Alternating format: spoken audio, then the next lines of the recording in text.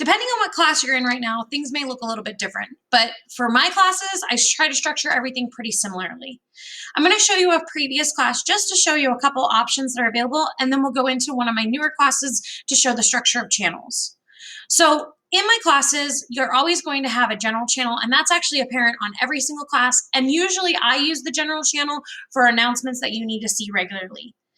Then you have other things that are going to appear here for channels, and you'll see that there's always going to be like a meetings channel, and that's in the event that we have some individuals who are at home and need to join meetings.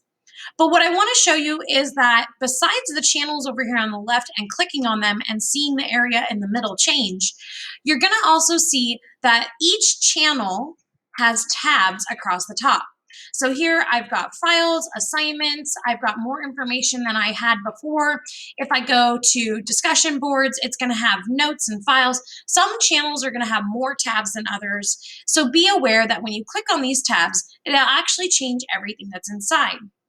If you go to assignments, for instance, you're going to see all the assignments by due date. And when you click on an assignment, you'll be able to access the information for that assignment. When you're working in a class, in my classes, we're generally going to have a general channel, an assignment channel of some sort, but be aware that this assignment channel is not going to be by date. It's going to be by what was most recently edited. So the best way to access your assignments for this class is general channel and assignments.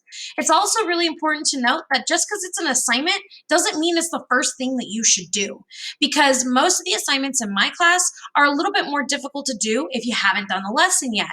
So especially if you missed class or are working at a distance, you need to be working off the course calendar.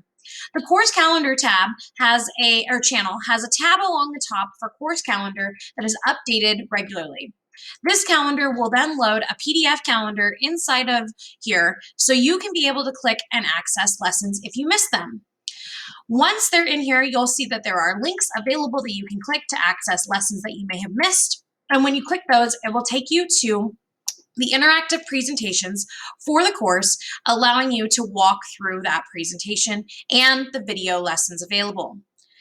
In addition, it signifies whenever there are assignments you need to be looking for under the Assignments tab and how long roughly that assignment should take. Again, this will be updated regularly with links and other items for you to be able to access. The course calendar is a great place to start to make sure you've done your lessons and then can do the assignments. In addition, we'll have a channel for entry tasks if you're wanting to learn more extended learning, and lesson resources. Lesson resources allows you to also get a link to the lesson and understand learning targets, and will be updated regularly with the day and the date that we did that day. Video resources is a great channel to be able to access previous videos that are inside the lessons, but so that they're separate so you can just access them. So for instance, if you're struggling with how to save or save as a file, you can come here and just watch that video really quickly. Lastly, I have an online meetings channel that will be populated in the event that somebody needs to meet with us online because they can't come in person. So overall, when you're working in here, you'll find that the channels are going to change what you see in the middle, but in addition to the channels, it's also going to change the tabs along the top, allowing you to access different information. So please be aware that you have other things going along the top, and that's how you can navigate within a team.